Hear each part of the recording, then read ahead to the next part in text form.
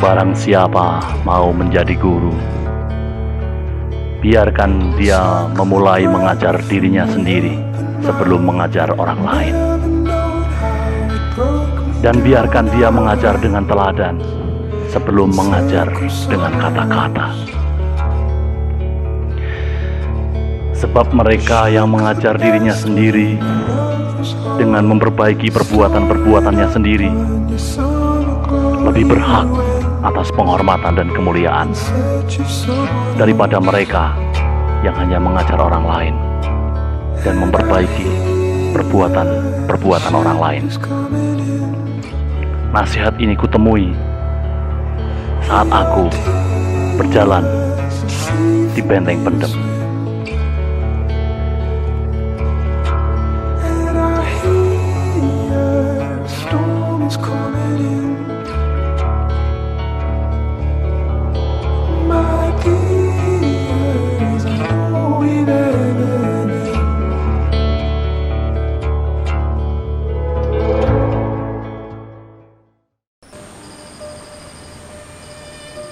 Siapkah kita bila maut datang menjemput kita?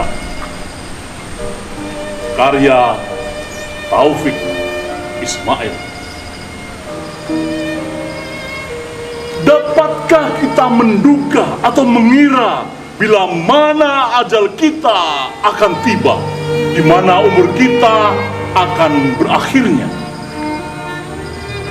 Dapatkah kita merencana atau membagi bagaimana cara kematian akan kita alami sehingga kita siap rohani maupun jasmani?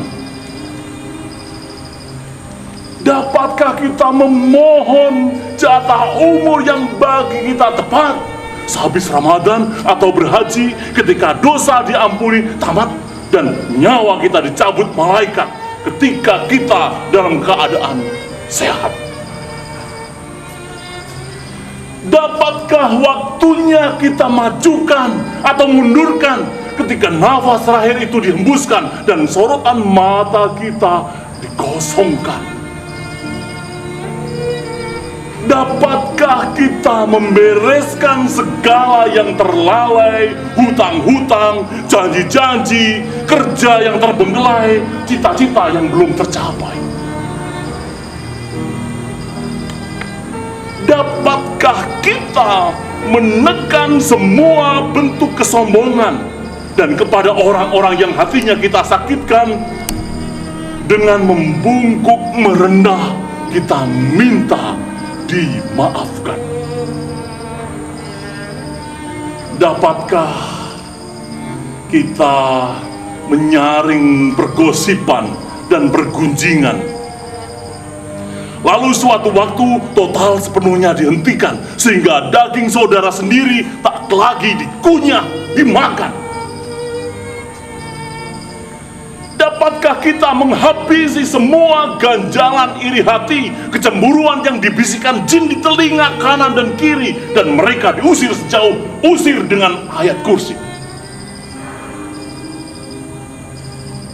Dapatkah kita padamkan segala bentuk dendam yang di dalam hati kita lama kita pendam-pendam dan dengan tulus memberikan permaafan?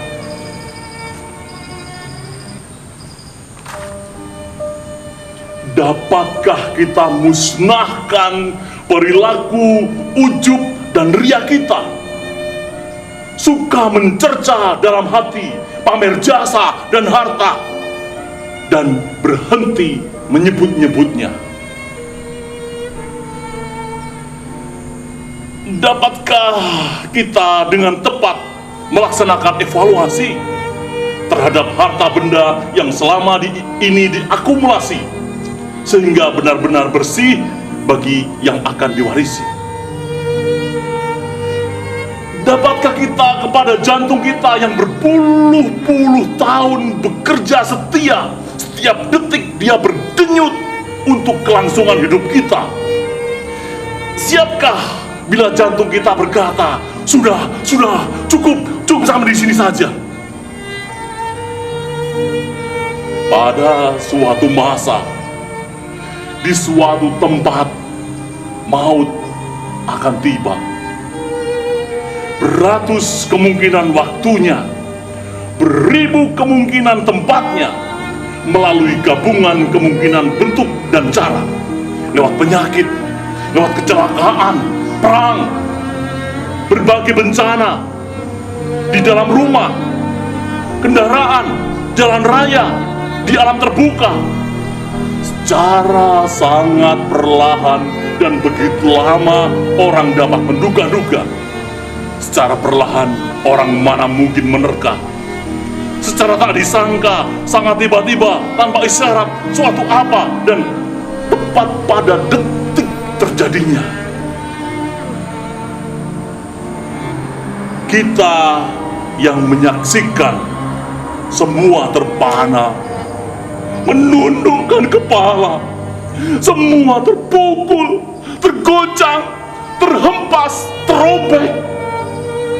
Tiada sepatah kata, semua menitikkan air mata. Belum pernah mereka yang mengalami dicabut nyawanya kembali ke dunia dan menyampaikan pengalaman ajal yang nyata. Sehingga paling banyak kita hanya mengira, menduga. Mereka yang berlarian, berkelimpangan di pantai Lokna. Mereka yang digulung lumpur tsunami sepanjang jalan Syahwala. Mereka yang kehabisan nafas, dikejar dinding air setinggi pohon cemara. Kanak-kanak yang bertengger di dahan batang nangka. Orang-orang yang memanjat pohon kelapa. Ibu-ibu yang hanyut dengan bayinya.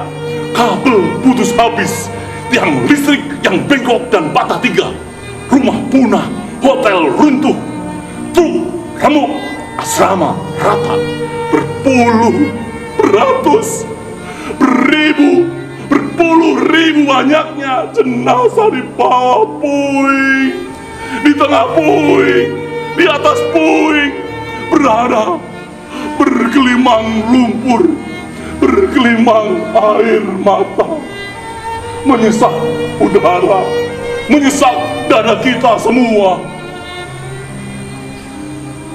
Wahai Krueng Aceh, wahai Krueng Lantai, jadilah air sungai yang jernih kembali kiranya.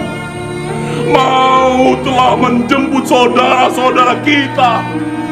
Maut akan menjemput kita pula. Jana jualah bagi mereka. Dapatkah kita menyusul ke Firdaus yang sama?